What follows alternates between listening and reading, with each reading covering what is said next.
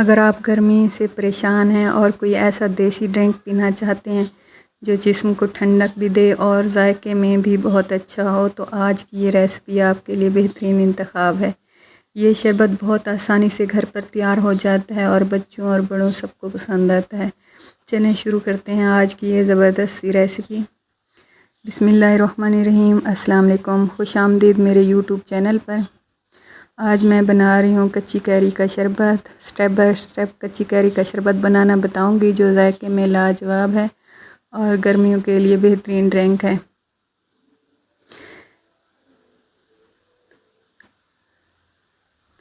سب سے پہلے ہم نے کچے آم لے لیے ہیں، ان کا چھلکا اتار لیں گے۔ پہلے میں نے ان کو صاف کر کے دھو لیا ہے اچھی طرح، پھر ان کا چھلکا اتار کے ان کو اچھی طرح کاٹ دیں گے۔ پھر ہم نے ان کو ابالنا ہے، بوائل کرنا ہے۔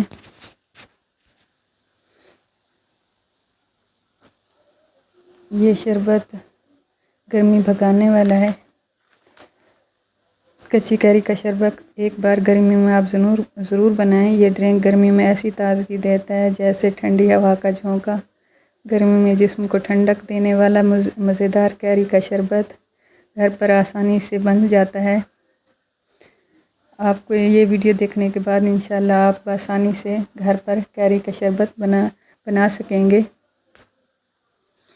یہ ذائقے میں بہت زیادہ اچھا ہوتا ہے اور ٹھنڈا کا احساس دلاتا ہے۔ ٹھنڈا ٹھنڈا آپ پئیں، اس میں برف ڈال کے۔ اس کو آپ بنا کے فریز بھی کر سکتے ہیں اور شیشے کی بوتل میں جب دل کرے اس کو بنا لیں، پی لیں۔ کچے آموں کو میں نے کاٹ لیا ہے، اب ان کو بوائل کر لیں گے۔ چولہے میں نے پین پہ پانی ڈال دیا ہے۔ اب اس میں کچے آم کٹے ہوئے ڈال دیں گے اور ان کو بوائل کر لیں گے یہاں تک کہ ایسے کریمی شکل میں اچھی طرح نرم ملائم ہو جائیں۔ ان کو ڈھک کے پکائیں گے ہم، اس سے اس کو گلنے میں زیادہ آسانی ملتی ہے۔ پودینہ ڈال دیا ہے، اچھی طرح صاف کر کے دھو کے میں نے۔ جب بھی آپ کو یہ سبزی استعمال کریں، اچھی طرح دھو کے استعمال کریں، اس میں گرد و غبار زیادہ ہوتا ہے۔ پودینہ اس لیے ڈالا ہے کہ یہ ٹھنڈا ہوتا ہے، اس کی تاثیر ٹھنڈی ہے۔ یہ کیری کے شربت میں مزید اس کے فوائد میں اضافہ کرے گا۔ یہ پودینہ، ایک لیموں کا رس لے لیا ہے میں نے۔ یہ اس کو شربت کو زیادہ دیر تک رکھے گا، تازہ رکھے گا اور خراب نہیں ہونے دے گا۔ لیموں، آدھا کپ چینی لے لیا میں نے۔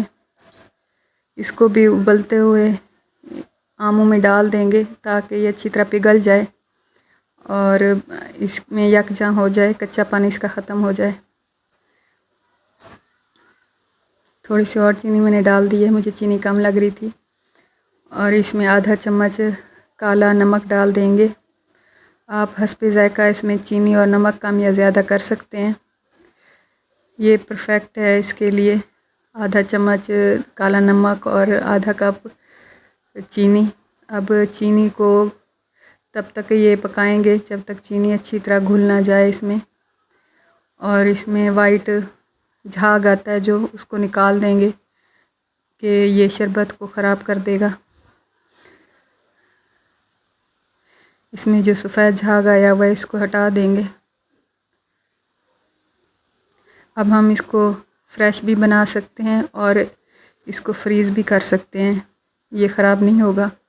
جب بھی اس کو بنائیں گے آپ ٹھنڈے پانی میں ڈالیں اس مکسچر کو اور آسانی سے بنا لیں۔ یہ بہترین ذائقہ دیتا ہے۔ اب آپ کے ساتھ میں حدیث مبارکہ شیئر کرتی ہوں، جس کا کچھ حصہ میں پہلی ویڈیوز میں بیان کر چکی ہوں۔ یہ صحیح مسلم شریف کی حدیث ہے، جس کے راوی ہیں امام جعفر صادق، اپنے والد امام باقر کا بیان نقل کر رہے ہیں۔ یہ حدیث مبارکہ حج کے متعلق ہے اور اس کا پہلا حصہ تو میں بیان کر چکی ہوں، آگے اس کا بیان کرتی ہوں حصہ۔ آپ صلی اللہ علیہ وسلم جب حج پہ گئے تھے آخری حجۃ الوداع پر، اور رسول پاک صلی اللہ علیہ وسلم نے فرمایا میں نے تمہارے درمیان 2 چیزیں چھوڑی ہیں، اگر تم انہیں مضبوطی سے تھام لو گے تو کبھی گمراہی کا شکار نہیں ہوگے۔ وہ اللہ کی کتاب ہے، قیامت کے دن جب تم سے میرے بارے میں سوال کیا جائے گا تو تم کیا کہو گے؟ لوگوں نے عرض کی ہم یہ گواہی دیں گے کہ آپ نے شرعی احکامات کی تبلیغ کر دی ہے، اپنا فرض ادا کر دیا ہے، ہمیں نصیحت کر دی ہے۔ نبی اکرم صلی اللہ علیہ وسلم نے شہادت کی انگلی کو آسمان کی طرف بلند کر کے لوگوں کی طرف پھیر کے 3 مرتبہ فرمایا، اے اللہ تو گواہ ہو جا، اے اللہ تو گواہ ہو جا۔ پھر اذان ہوئی، اقامت کہی گئی اور آپ نے ظہر کی نماز پڑھائی، پھر اقامت کہی گئی اور آپ نے عصر کی نماز پڑھائی۔ ان دونوں کے درمیان آپ نے کوئی نماز ادا نہیں کی۔ پھر آپ سوار ہوئے اور موقوف تک آ گئے۔ آپ نے اپنی اونٹنی قصوہ کا پیٹ پتھر کی طرف کیا اور لوگوں کے ہجوم کو اپنی طرف قبلہ کی طرف منہ کر لیا۔ آپ نے سورج غروب ہونے تک وہاں ٹھہرے رہے۔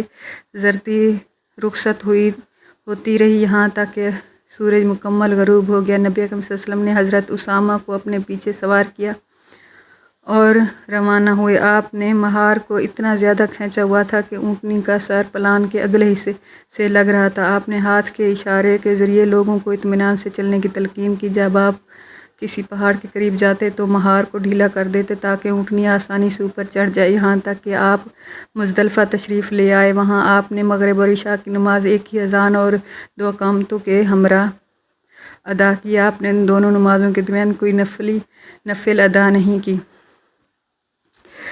اس حدیث کا بقیہ حصہ انشاءاللہ اگلی ویڈیو میں بتاؤں گی۔